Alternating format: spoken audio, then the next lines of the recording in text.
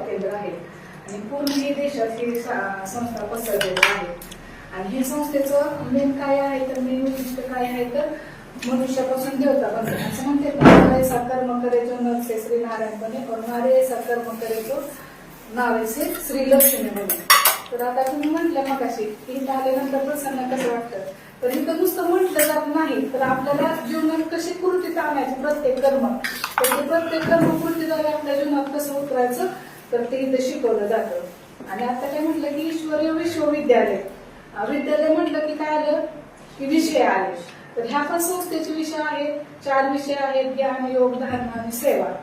तर ज्ञान म्हणजे काय आहे तर हे सृष्टी चक्राचं ज्ञान, ही सृष्टी कशी चालते किंवा आपण म्हणतो ना प्रत्येक कार्यात आपण स्वस्तिक काढतो, तर ते स्वस्तिक का काढतो तर स्वस्तिक काय आहे तर 4 युगाचं प्रतीक आहे. सतयुग, कलियुग, द्वापार, हे सतयुग, त्रेतायुग, द्वापारयुग आणि कलियुग. आणि कलियुगाच्या अंती आणि सतयुगाची सुरुवात, तर तिथं मध्ये आपण म्हणतो ना आपण 12वर गेल्यानंतर थोडे 5 मिनिटं राहिले की 12च्या एक तिथं 5 मिनिटांमध्ये एक असा काटा उभा राहतो. तर 12ला 5 मिनिटं कमी असताना एक युग निर्माण होतं.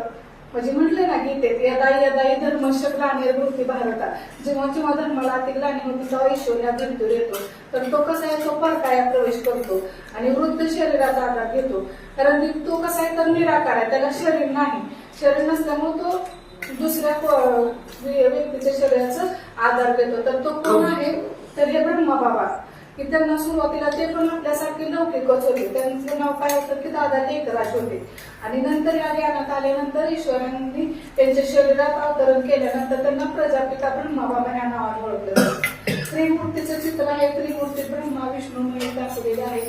त्यातले ब्रह्मा विष्णू आणि शंकर तरुण दाखवले, पण ब्रह्मा कसे दाखवलेले आहेत वयोवृद्ध दाखवलेले. म्हणून म्हटलेले की वयाच्या 60व्या वर्षी ईश्वराने त्यांच्या शरीरात प्रवेश केले. म्हणजे ईश्वराची वाणीच होती की मी परकाया प्रवेश वृद्ध शरीराचा आधार घेऊन ह्या धर्तीवर अधर्माचा नाश करण्यासाठी मी येणार आहे. आणि तुम्ही जर एवढ्या वर्ष नव्हतं पण असं का आलं तर म्हटलं ना ईश्वराने काय केलेलं आहे, अनेक धर्म स्थापन केले, अनेक देवदूत पाठवलेले आहेत, पण बरेच देवदूतांचं ऐकलं नाही. जसं गुरु नानक, इस्लाम, बौद्ध आणि ख्रिश्चन मधलं ते येशू ख्रिस्त, या बरेच देवदूतांनी ईश्वराला धर्तीवर पाठवलं, पण त्या पण देवदूतांचं ऐकलं नाही, उलट त्यांचा छळ मांडला लोकांनी. म्हणून ह्या अंतिम सभेला जेव्हा धर्माला अतिग्लानी होती तेव्हा स्वयं ईश्वराला या धर्तीवर यावं लागतं. तर स्वयं धर्तीवर येऊन ह्या धर्माचा नाश करण्यासाठी ईश्वर हे गीता ज्ञान आता सांगत आहे.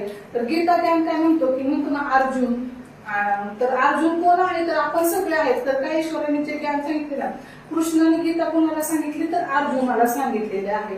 तर कृष्ण कोण आहे तो पण मनुष्यच आहे आणि अर्जुन पण मनुष्य आहे, पण त्याला काही शरीर नसल्यामुळे तो कोणाचा तर माध्यम म्हणून कृष्णाद्वारे त्यांनी भगवद्गीता सांगितली. आणि अर्जुन म्हणजे कोण आहे तर आपण सगळेच आहे. तर जी भगवद्गीता त्यांनी सांगितली तर ते आपल्याला अर्जन करायचे आणि इतरांपर्यंत पोहोचवायचं काम करायचं आहे. तर असं ह्या संस्थेचं काय म्हटलं उद्दिष्ट कसं की प्रत्येक ठिकाणी तुम्ही बघता की बहिणीच आहेत सगळीकडे, सेंटर चालवणाऱ्या बहिणीच आहेत. जसं म्हणतात ना की मातांच्यात खूप मोठी सहनशीलता असते. एक घर असते की माताच आपल्या संसाराला ताकदीपणे आणि माता, आणि तिला तर सगळ्यात श्रेष्ठ शक्ती दिलेली असते की सहनशक्ती आहे.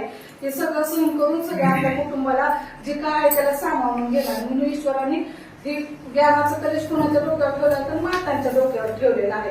म्हणून या संस्थेच्या मेन संस्थापिका पण कोण आहे तर सुरुवातीला प्रकाशमणी दादी होत्या, नंतर गुरुदादा दादी होत्या, नंतर जानकी दादी. तर ह्यातल्या सगळ्यांनी अशा इतक्या साधारण होत्या, इतक्या अनपड होत्या, पण ईश्वरात आल्यानंतर त्यांच्या ईश्वराच्या शक्तीमुळे त्यांची इतकी अपाट शक्ती वाढली की त्या पूर्ण विश्वाला चालवायला लागल्या. म्हणून नंतर त्यांना डॉक्टर ऑफ लिटरेचर ही पदवी मिळाली.